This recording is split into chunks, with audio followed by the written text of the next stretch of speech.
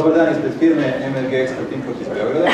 Moje ime je Gojko Vezmar, ja sam diplomirani inženjer saobraćaja i u firmi MRG radim u tehničkom sektoru.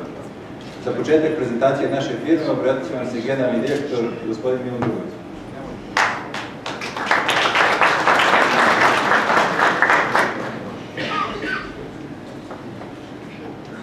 Dame i gospodo, poštovani učesnici, čast mi i zadovoljstvo da vas u ime kompanije MRG pozdravim u ovako velikom broju.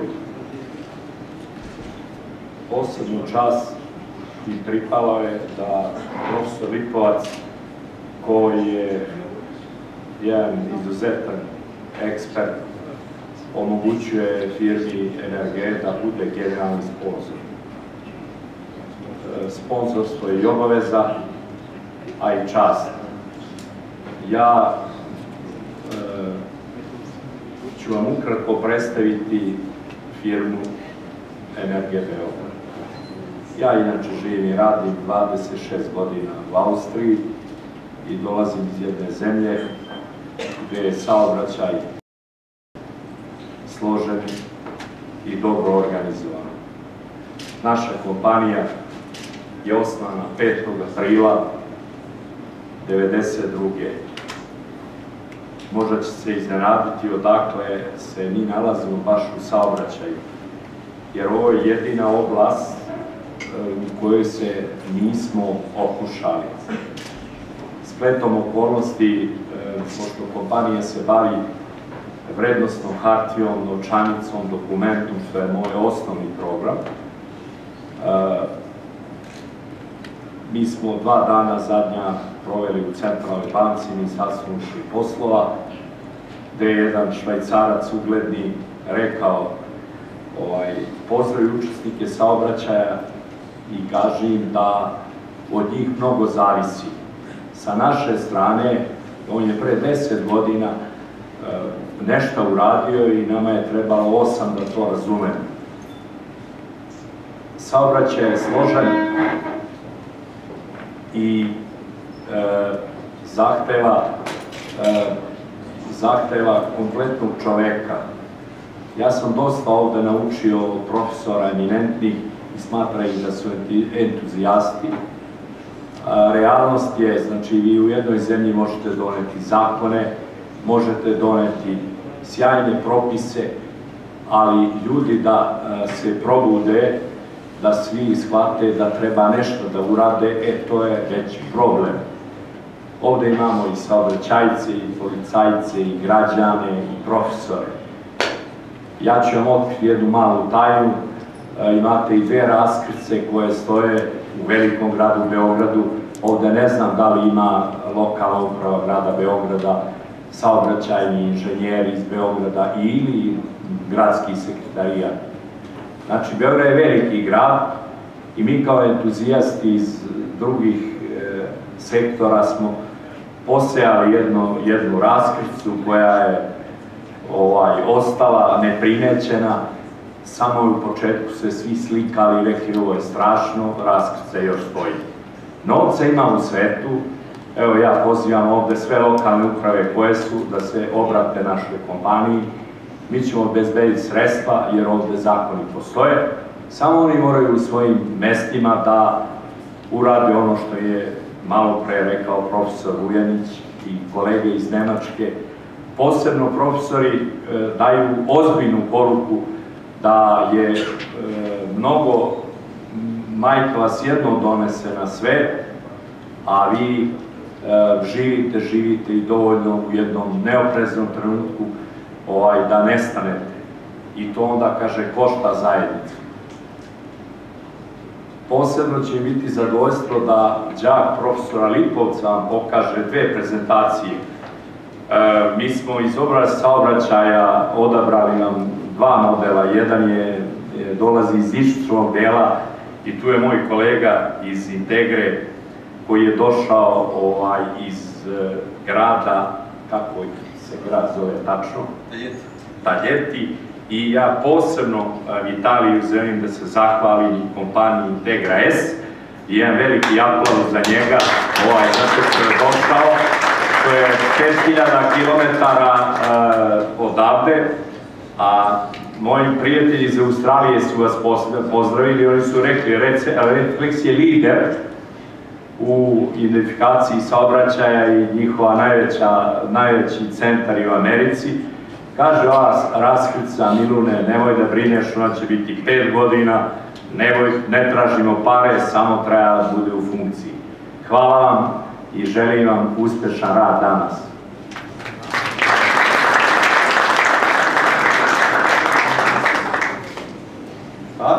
Ja ću vam sad predstaviti dva različita koncepta savremenih sistema za automatsku evidenciju saobraćajnih prekršaja.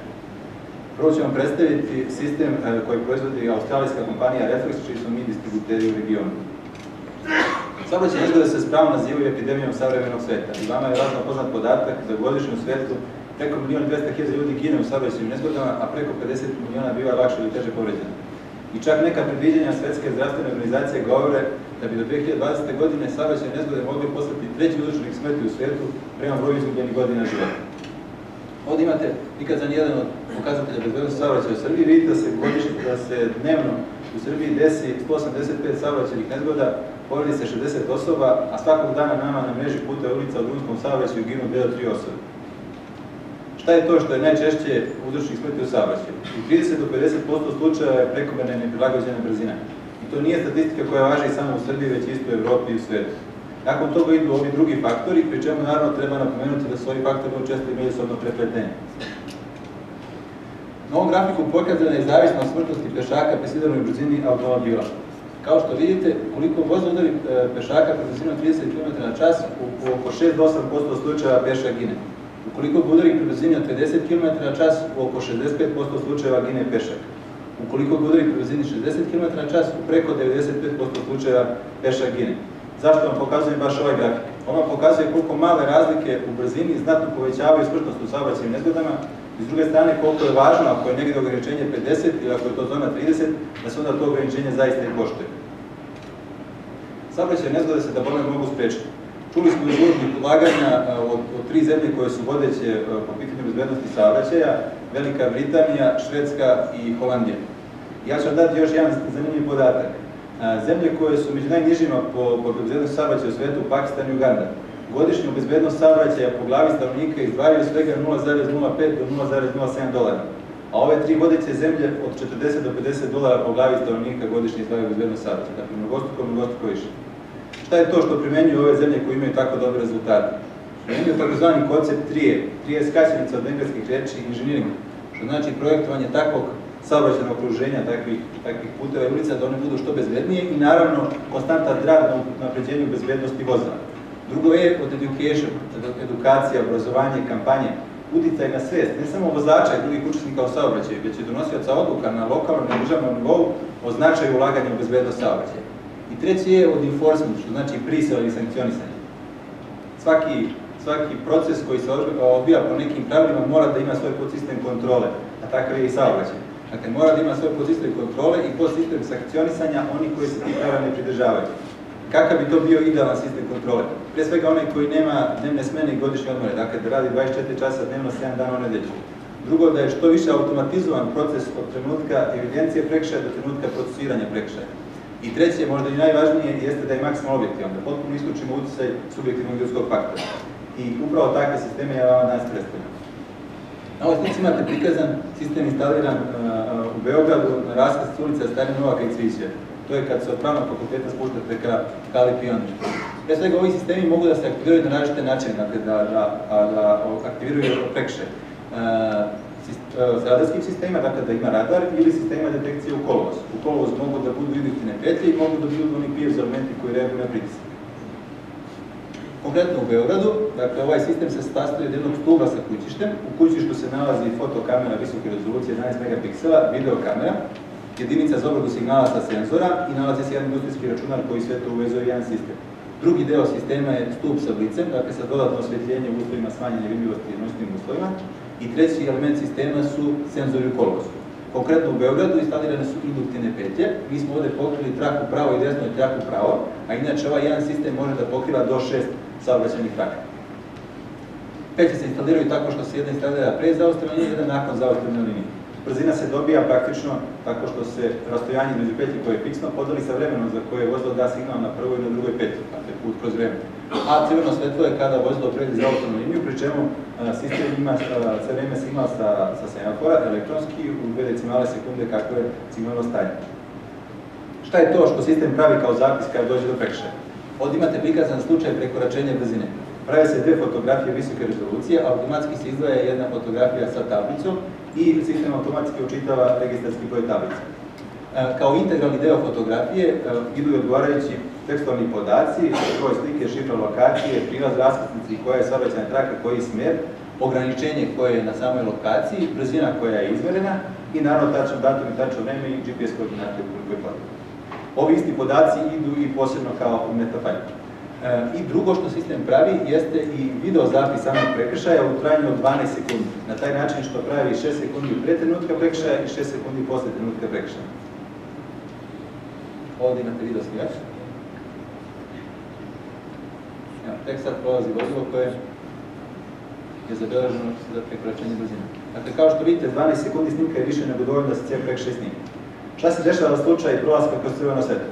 Identično kao za brzinu idu 2 fotografije, automatski se učitava tablica, tekstualni podaci identični kao za brzinu, s tim što imamo još 2 nova podatka.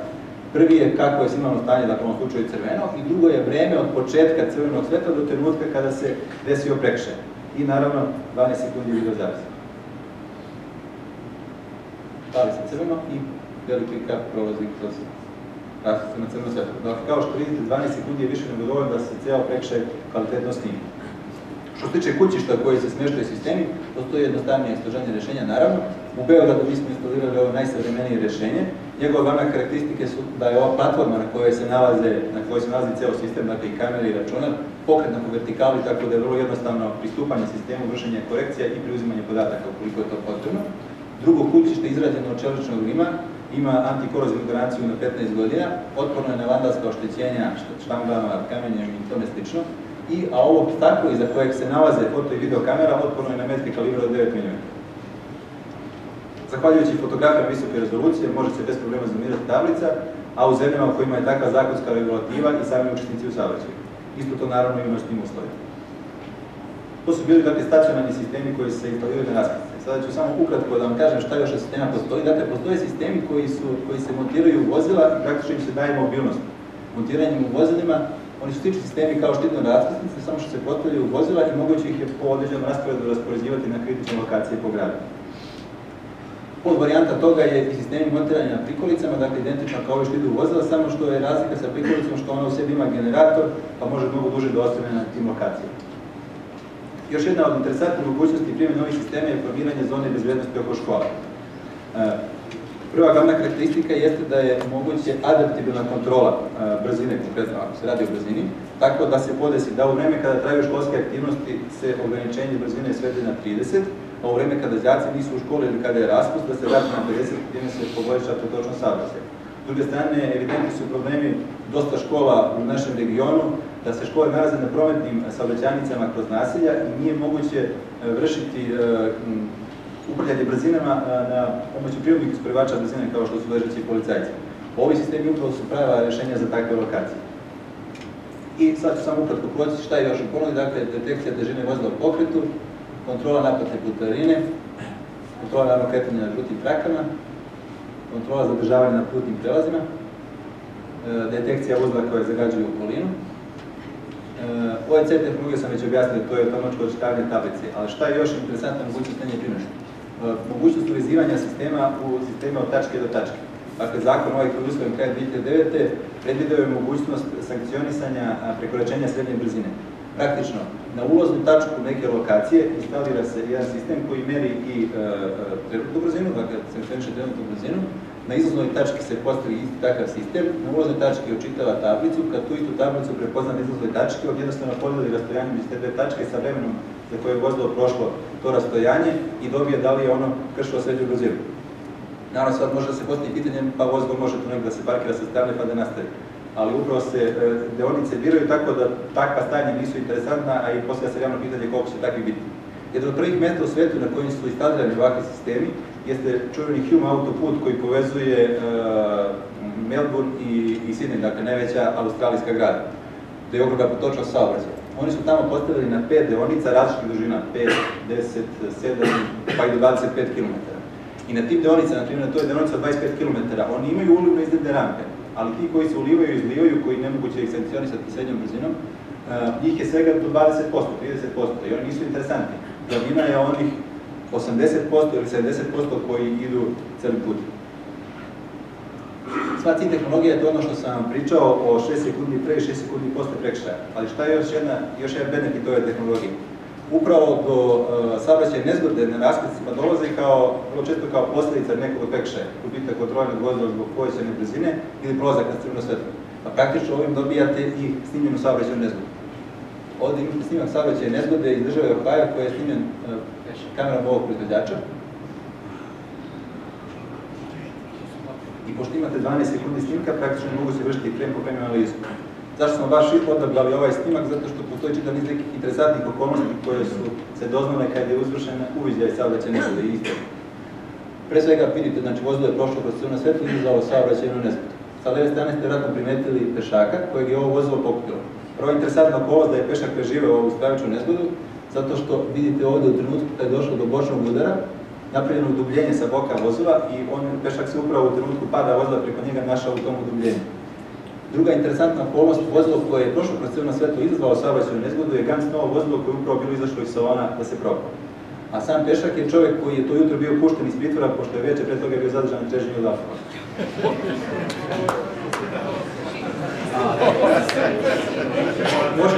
Možda postoji video kamera na samoj lokaciji koja vam daje one sekvence od 12 sekundi video zapisa. Ne postoji nikakvo ograničenje ukoliko postoji odgovarajuća komunikacija da vam ona daje živu video sliku u neki operativni centar u kome se vrši video nadzor rasprave. Dakle, to što vam daje živu video sliku u momenta da vrši one sekvence od 12 sekundi. Sve se to uvezuje i podaci se slivaju u operativni centar.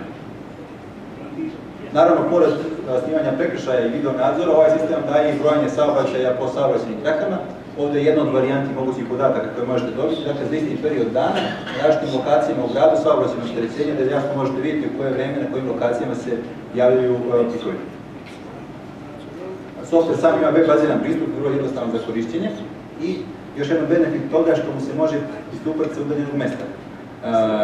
Krajem prošle godine mi smo vodili delegaciju MUP-a Republike Srbije u državu Arizonu, grad Phoenix, gde se nalazi najveći operativni centar u svijetu za obradu saobraćajnih prekršaja i upravo taj operativni centar drži kompanija Redbox. U tom operativnom centru se slivaju i obrađuju prekršaji iz svih gradova SAD-a, osim Chicaga i još par gradova sa kojima je ugovor takav da je u njihovom gradu operativni centar. Dakle, praktično iz države Washington slivaju se podaci u Phoenix i naravno kod njih od države varira zakonska regulativa i isto je kao i kod nas da bi zapis u saobraćajnom prekršaju išao kao prijava prekršiocu, mora ovlašćeno lice ispred saobraćajne policije na kraju da verifikuje taj prekršaj. Naravno da ona iz New Yorka i iz Washingtona ne dolazi svaki put u Phoenix, jednostavno policajac unosi korisničko ime i šifru, na taj način se zna ko je pristupao sistemu, vrši pregledavanje zapisa u jednom ovakvom radnom okruženju, vrši pregled video zapisa fotografija, s ove strane su izlistani prekršaji, može ih pretraživati po različitim kriterijima, vrsta prekršaja, mesto, vreme. S desne strane gore su mu podaci koje je dobio sa lokacije od sistema. Mesto, vreme, vrsta prekršaja, iznos brzine itd. A u ovom donjem uglu dobija informacije o vlasniku vozila, jer se software povezuje sa bazom registrarnih vozila Republike Srbije i automatski vam uvlači podatke o vlasniku vozila. Nakon pregledanih fotografija i video zapisa, on jednostavnim pritiskom dugme prihvatiti ili odbiti potvrđuje jeste prekršaj ili odbija nije prekršaj.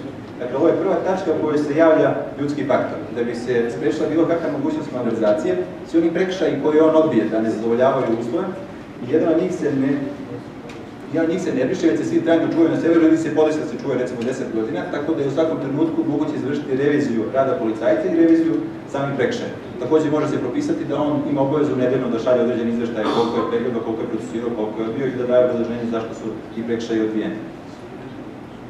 Što se tiče operativnih centara, naravno, zavisi toga sa koliko lokacija sa terena se slivaju, mogu da budu jednostavniji i složeniji. I ovdje imate jedan od varijanti prekršajne prijave koja se automatski kreira. Dakle, kad on bi se umije prihvatiti prekršaj, automatski se kreira prekršajna prijava i automatski se štampa.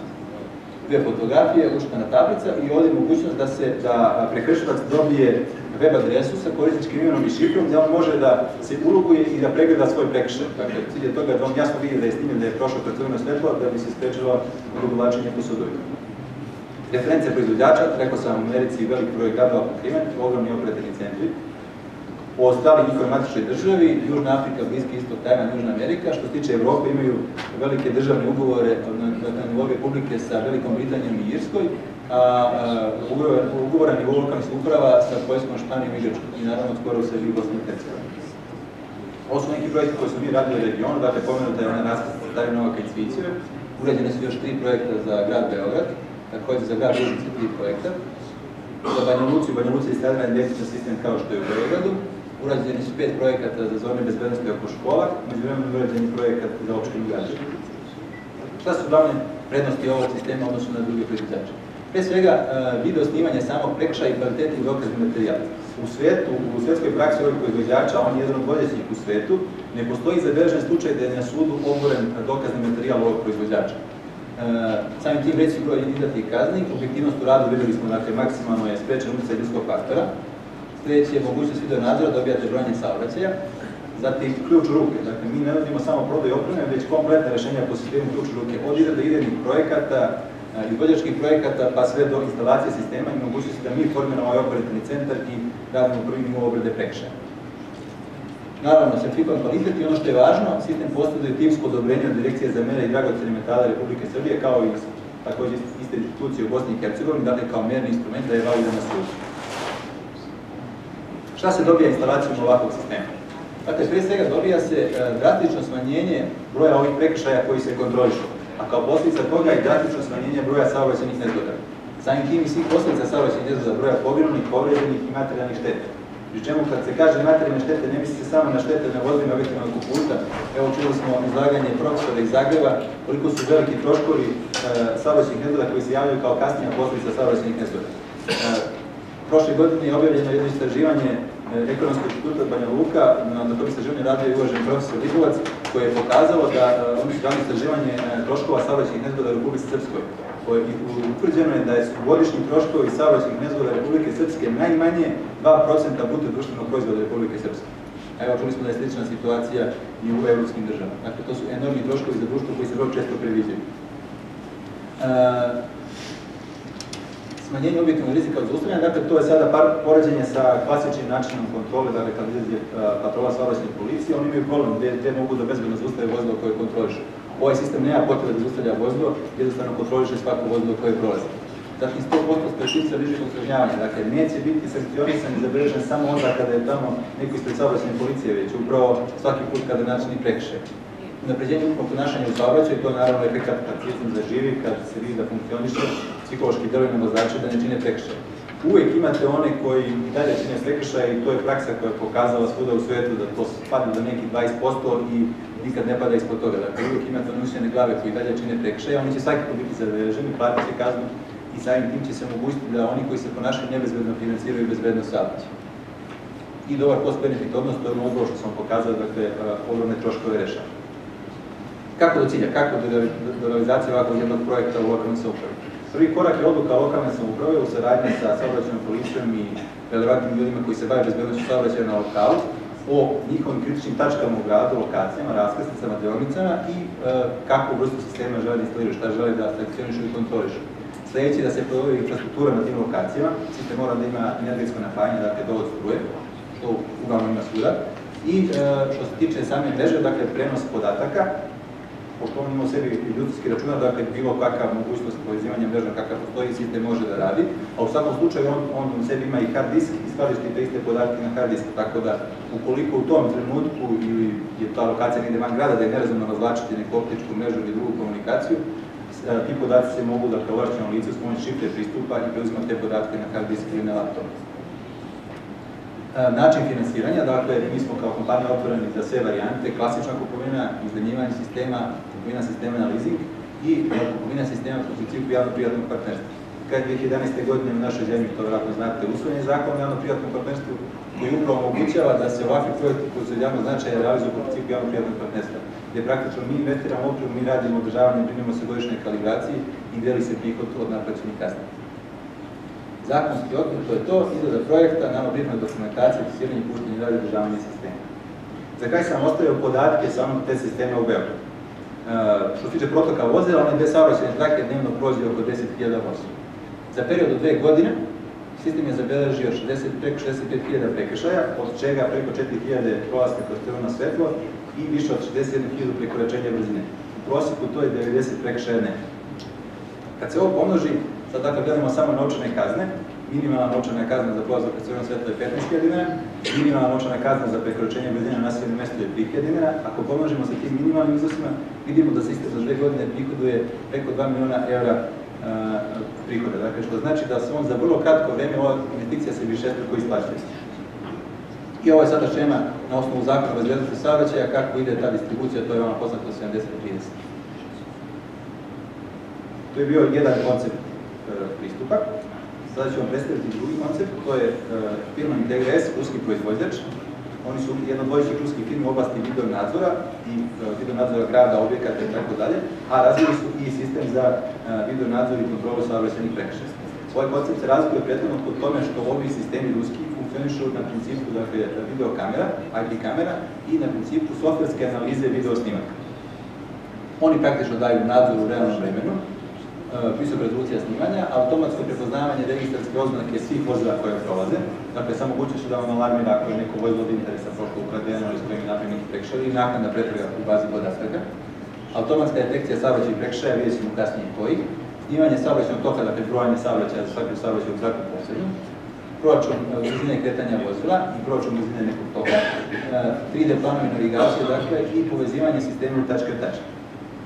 3D planovi praktično ovaj sistem, ovaj softver nam omogućava da preko 3D plana nekog objekta ili raskrsnice prikaže živi video snimak sa lokacije i tako vam omogući jednostavniju percepciju samog događaja na raskrsnici da možete i da rotirate uživo snimak.